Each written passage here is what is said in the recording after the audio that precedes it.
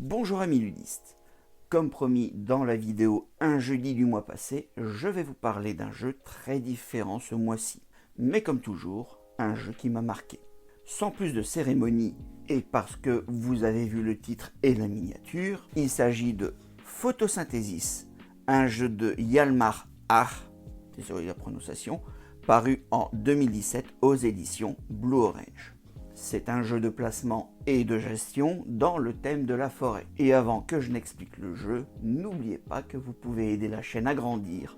On en reparle à la fin de la vidéo. Dans ce jeu, chaque joueur va gérer une essence d'arbre qu'il faudra faire prospérer dans la forêt pour gagner un maximum de points de victoire. Pour cela, il faudra récupérer de l'énergie solaire et l'utiliser pour planter des graines, faire pousser les arbres et les faire mourir pour laisser place à d'autres arbres, mais en gagnant des points de victoire au passage. Le soleil, représenté par cette tuile, indique deux choses.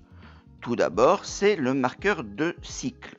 À chaque fin de cycle, il va changer de place et lorsqu'il aura fait 3 tours de plateau, 4 dans la version avancée, ce sera la fin du jeu. C'est ensuite ce qui va définir l'orientation de la lumière et donc également des ombres. Au départ, chaque joueur pourra poser 2 petits arbres. Dans le sens du tour, chaque joueur posera son premier petit arbre et puis pour un deuxième tour, il viendra poser son deuxième. Ces arbres de départ ne peuvent être posés qu'à l'orée de la forêt, le bord extérieur du plateau. Et bien entendu, il ne peut y avoir qu'un seul arbre par case. Lorsque c'est fait, à chaque cycle, il y a 3 phases. L'ensoleillement, la pousse des arbres, puis la rotation du soleil. Pendant la phase d'ensoleillement, chaque joueur va pouvoir récolter l'énergie du soleil que ces arbres reçoivent.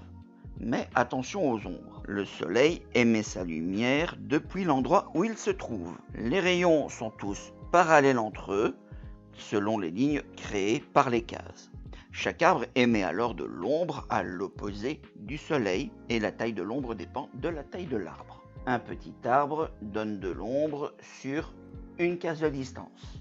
Un moyen donne de l'ombre sur 2 cases de distance. Un grand donne de l'ombre sur 3 cases de distance. Ce qui fait qu'un arbre placé juste derrière un autre, comme ceci, est potentiellement dans l'ombre. Pour qu'il ne soit pas considéré dans l'ombre, il faut qu'il soit plus grand que celui qui émet l'ombre. Supposons donc ce cas de figure qui pourrait arriver en cours de partie. Cet arbre de taille moyenne donne de l'ombre sur 2 cases derrière lui. Cet arbre est donc dans la zone d'ombre et comme il est de taille moyenne, il est considéré dans l'ombre. Le petit arbre, encore derrière, est également dans l'ombre car le second fait de l'ombre également. Le grand arbre ici fait de l'ombre sur 3 cases, le petit arbre ici n'est donc pas dans l'ombre. Le petit arbre ici fait de l'ombre sur une case, ce qui fait que ce moyen est dans la zone d'ombre, mais comme il est plus grand, il n'est pas considéré dans l'ombre. Lorsqu'on a pu déterminer les arbres qui sont dans la lumière, il suffit d'additionner 1 point de lumière pour les petits, 2 points de lumière pour les moyens, 3 points de lumière pour les grands. Quand chaque joueur a additionné ses points, on passe à la phase 2,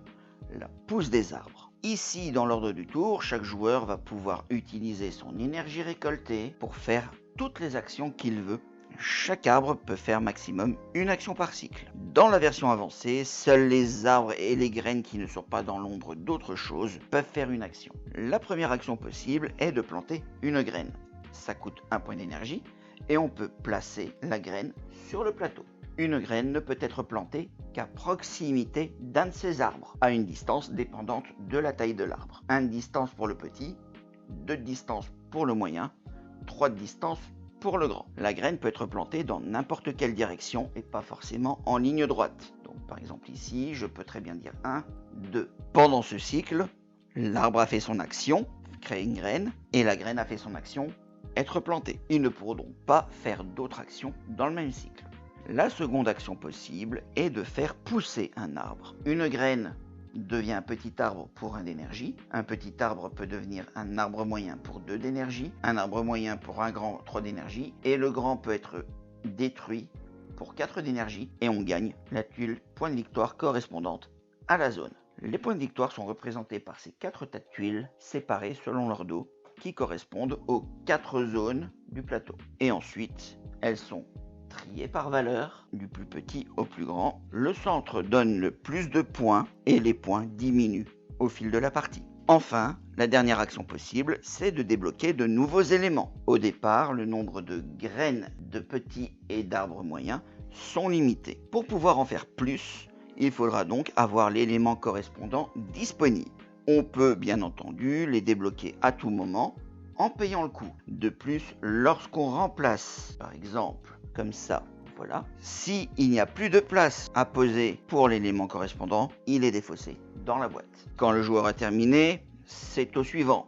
L'énergie restante est gardée pour le prochain cycle. À la fin du dernier cycle, on compte les points. 1 point par 3 énergies restantes, plus les tuiles qu'on aura récupérées pendant la partie. Voici maintenant les points qui m'ont fait apprécier ce jeu. Tout d'abord, le thème est bien rendu, la mécanique est simple et reprend la pousse des arbres qui ont besoin d'énergie et de temps. L'utilisation des ombres est une mécanique qui était nouvelle au moment de la sortie. Et même encore aujourd'hui, je n'ai pas souvenir d'un autre jeu utilisant une mécanique similaire. Ensuite, le jeu est totalement calculatoire, ce qui fait que, même si les mécaniques sont très différentes, on peut le comparer à un jeu d'échecs. C'est d'ailleurs une très bonne alternative pour ceux qui n'aiment pas les échecs. Et comme je l'ai dit dans les explications, il y a un mode avancé pour encore plus de challenge. Enfin, le design est assez joli, les arbres sont reconnaissables, le plateau joueur fait aussi office d'aide de jeu et les règles tiennent sur